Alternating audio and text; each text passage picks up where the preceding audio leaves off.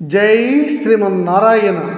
ఈరోజు మనం ధర్మపదం గ్రంథములోని చాప్టర్ 5 విభాగము 127. ఇందులో మనం ఏకాగ్రత, ఏకాంతిక తత్వం, అహింస, మనోవికార తత్వం, అలాంటి తత్వత్రయం, మనోవికాస తత్వత్రయం గురించి కూడా మనం తెలుసుకుందాం. వైశంపాయన మహాశయ, ఏకాగ్ర చిత్తం అంటే ఏమిటి, దాని గురించి పండితుల అభిప్రాయములు ఏమిటి, ఏం చెబుతున్నాయి వేదములు అని అడిగాడు జనమేజయ మహారాజు వైశంపాయనుల వారిని. జనమేజయ మహారాజా, నీవు అడిగిన ఏకాగ్ర చిత్తం అనున్నది సాంఖ్యయోగం యొక్క సారాంశం. దీనిని పూర్వం మీ తాత ధృతరాష్ట్రుడికి సంజయుడు చెప్పాడు. అలాగనే యుద్ధ కార్యోన్ముఖుడు కాకుండా యుద్ధాన్ని విరమించుకున్నటువంటి అర్జునుడికి కార్యోన్ముఖుడు చేయడానికి ఈ సాంఖ్య శాస్త్రాన్ని కూడా భగవద్గీతతో బాటుగా చెప్పారు శ్రీకృష్ణ పరమాత్మ అర్జునునికి. జనమేజయ మహారాజా, ముందుగా ఏకాంతిక తత్వం గురించి వినండి, చెబుతాను. ఈ ఏకాంతిక తత్వం చాలా గొప్ప జ్ఞానము, తత్వజ్ఞానము. దీనిని పూర్వము నారాయణుడు బ్రహ్మదేవునికి, బ్రహ్మదేవుడు దక్షుడికి, దక్షుడు సూర్య భగవానునికి, సూర్యుడు తన కుమారుడైనటువంటి మనువుకు, మనువు ఇక్ష్వాకురాజుకు, అక్కడ నుంచి అర్హులైన వారికి ఈ జ్ఞానము అందుతూ వస్తోంది. రాజా, ఈ ఏకాంతిక ధర్మానికి అహింస ఒక్కటే ప్రధానం, అది ఏ మూలం కూడా.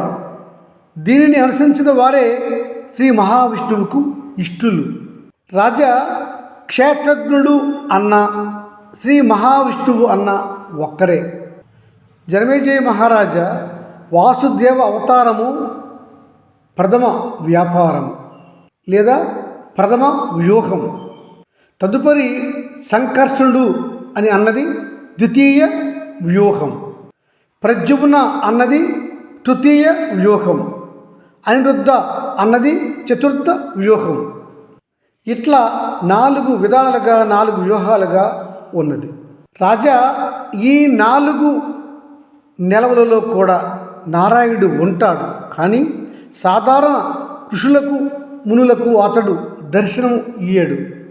ఉత్తమ ఋషులు, ఉత్తమ మునీశ్వరులు, ఉత్తమ విప్రులు, ఉత్తమ బ్రాహ్మణులు, ఉత్తమ మానవుడు ఎవరైతే ఉన్నారో, ధార్మిక జీవనాన్ని ఎవడైతే గడుపుతాడో, ఎవడైతే జ్ఞానాన్ని సముపార్జన చేసుకుంటాడో, ఎవడైతే స్వచ్ఛంగా జీవనం చేస్తాడో, ఎవడైతే నిర్మల భక్తితో నారాయణుడిని సేవిస్తాడో, అట్టి వారికి మాత్రమే నారాయణుడు దర్శనము ఇస్తాడు.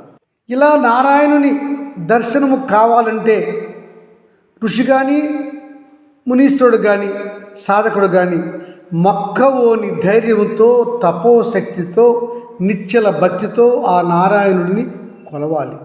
గొప్ప నిగ్రహంతో ఈ పని చేస్తే ఆ సాధకుడు శ్రీమన్నారాయణుని దర్శించగలుగుతాడు.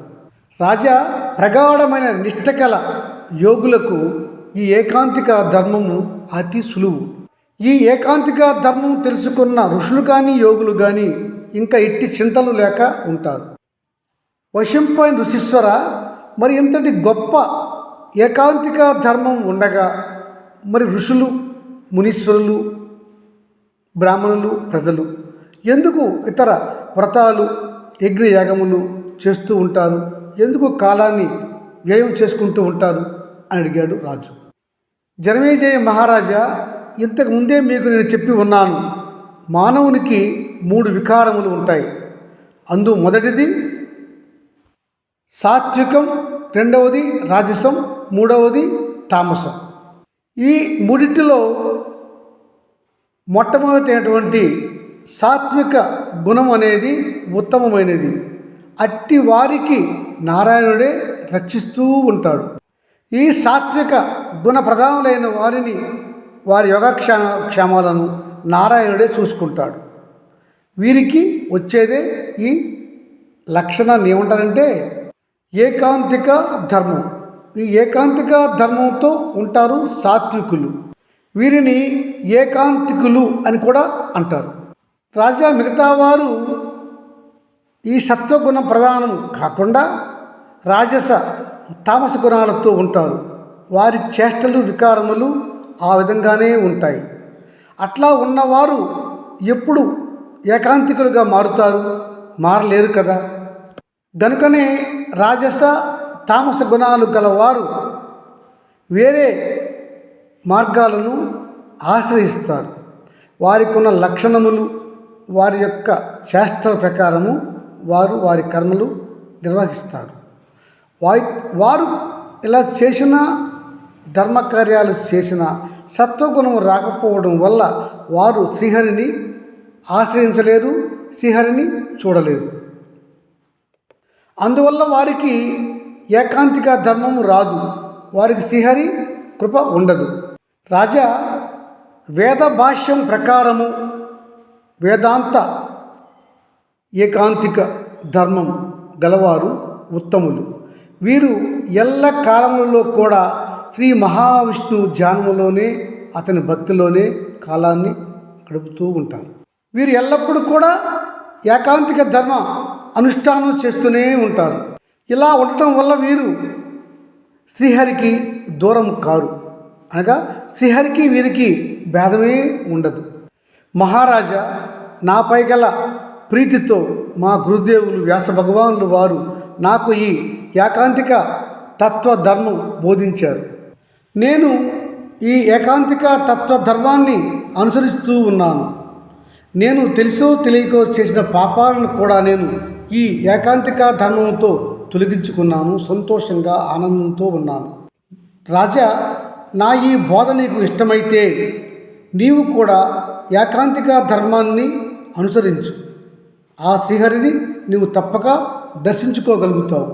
అప్పుడు నీకు ఎట్టి ఇతర క్రతువులు చేయవలసిన పనియే ఉండదు, యజ్ఞ యాగములు చేయవలసిన పనియే ఉండదు. నీవు అనంతమైనటువంటి ఆనందాన్ని పొందుతావు, ఆ శ్రీహరిలో ఐక్యమవుతావు అని చెప్పుకొచ్చారు జనమేజయ మహారాజుకు వైశంపాయన ఋషి. జై శ్రీమన్నారాయణ.